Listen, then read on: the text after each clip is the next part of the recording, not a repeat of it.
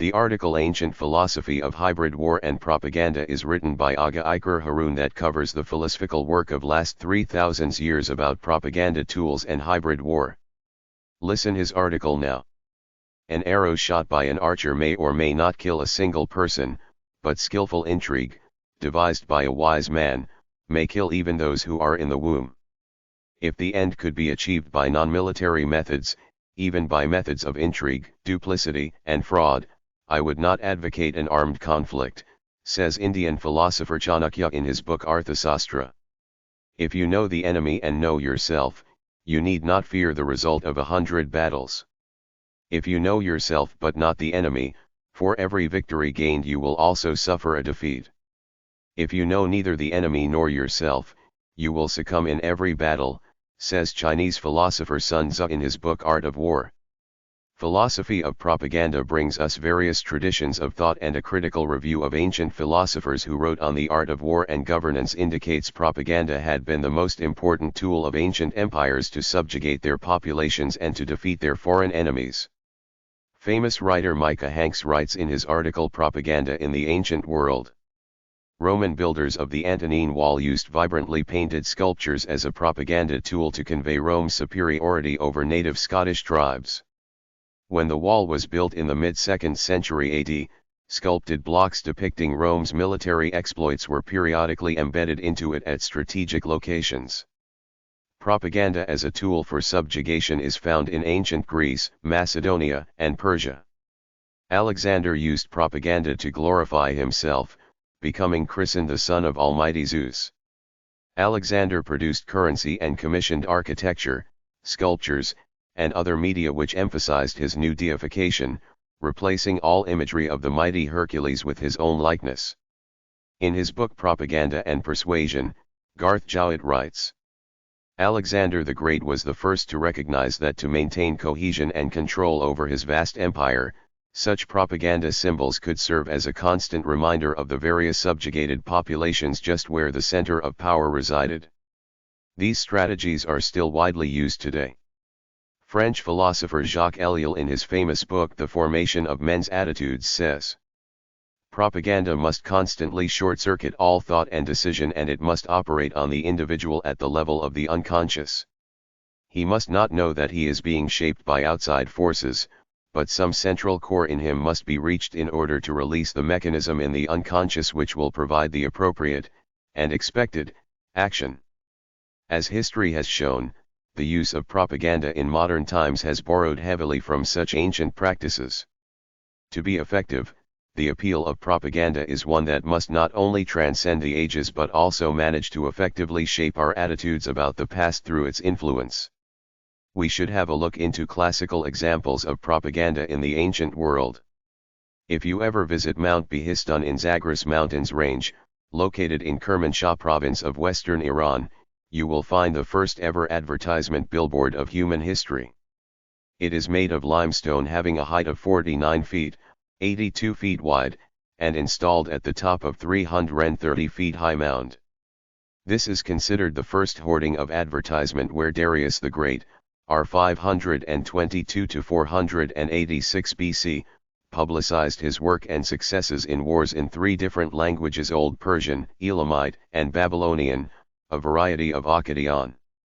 The inscription begins with a brief autobiography of Darius. Then Darius provides a lengthy sequence of events, 19 battles in a period of 1 year, ending in December 521 BC, to put down multiple rebellions throughout the Persian Empire. The inscription also explains the power of Darius and stories in the persecution of rebellions. This hoarding is called Behistun inscription. Mount Behistun is located 525 kilometers west of Tehran, and I had visited this place. The inscription is situated at a very popular route of traders, so travelers of ancient times, so everybody could read and see this advertisement. The inscription tells us, Darius was kind-hearted but merciless with rebellions. Darius is undefeatable. Every boy in his country is happy because Darius provides security to the population from outsiders and invaders. If we want to find the first book on war and propaganda, then we will go to China, where The Art of War was written by Sun Tzu. Sun Tzu served King Helu of Wu in the late 6th century BC. The story of rising of Sun Tzu is very interesting. According to historians, before hiring Sun Tzu, King Helu tested Sun Tzu's skills by ordering him to train a brigade of 360 concubines into soldiers. These concubines were those women who had a high desire for sexuality and loved to live and sex with men of their choice without entering into a traditional marriage, and they called themselves free citizens. After judging skills and intellect, he raised women as soldiers and used them for overt and covert operations. Intelligence networking experts believe that the concept of honey trapping started from the work of Sun Tzu. During Sun Tzu era, honey trapping was a practice involving the use of romantic or sexual relationships for state espionage, and known targets were soldiers, princes, commanders, and important people of the enemy's country. Mostly wrong information were planted among the enemy's decision-makers through this trap about the moment and reality of advances of Sun Tzu's army. Honey trapping was also used to collect information about skills, moment, the preparedness of the enemy through special agents. The brigade of concubines did this work as soldiers for their king. One of the most popular quotations of Sun Tzu era says that all warfare is based on deception.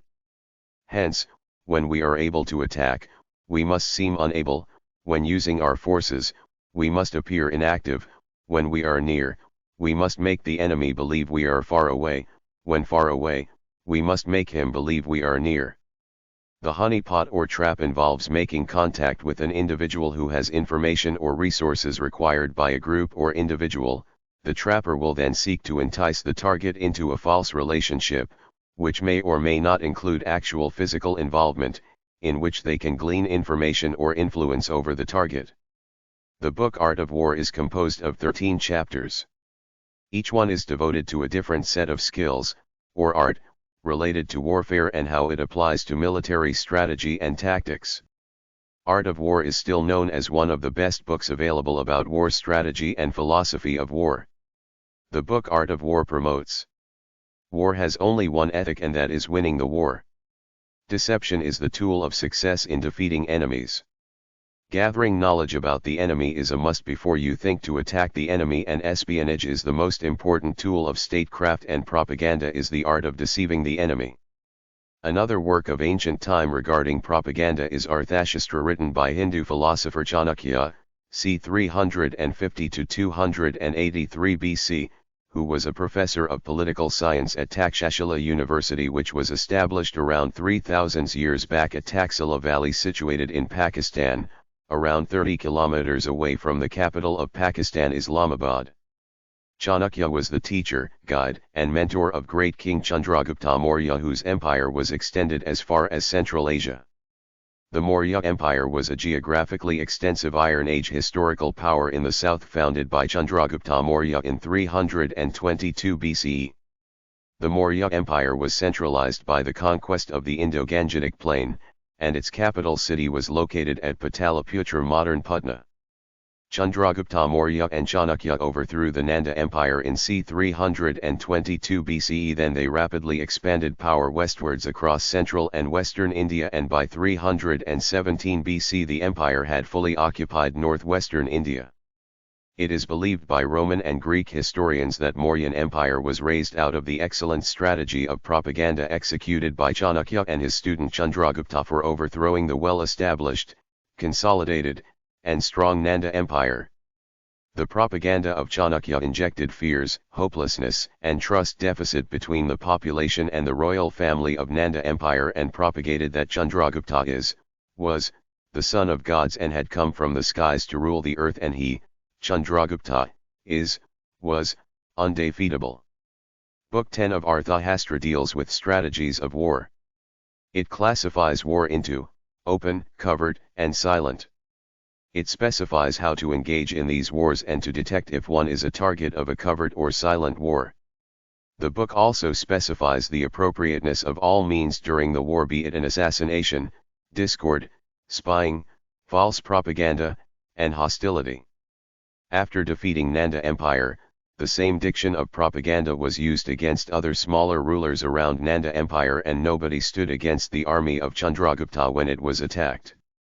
The core points of war strategy and propaganda of Chanakya are: Chandragupta was, undefeatable as he is the son of gods. Inject hopelessness in the enemy's population through propaganda before the enemy is attacked. Fear of death must be injected into soldiers of the enemy.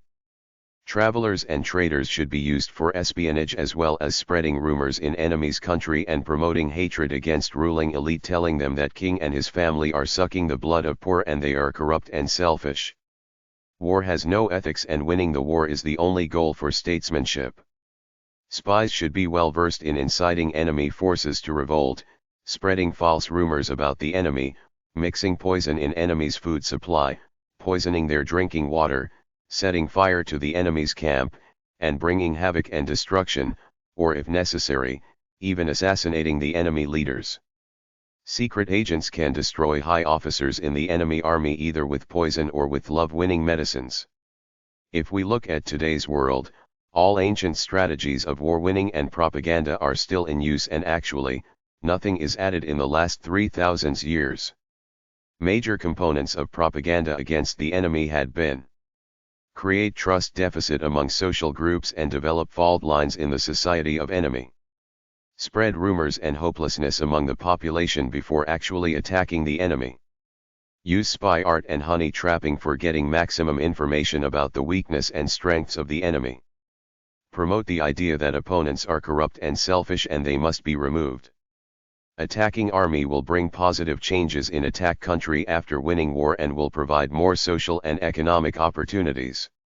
Empire is benevolent and protects its population from outsider and invaders. Collateral damage is part and parcel of change, etc. When we go through the work of philosophers who dealt with propaganda and governance in the last 3,000 years, we find that hybrid war is not a new concept as many social anthropologists believe today. There is only one philosophy of propaganda against the enemy's state, and this is an art of creating fears, hopelessness, a deficit of trust among the masses against their rulers, and developing fault lines among social groups.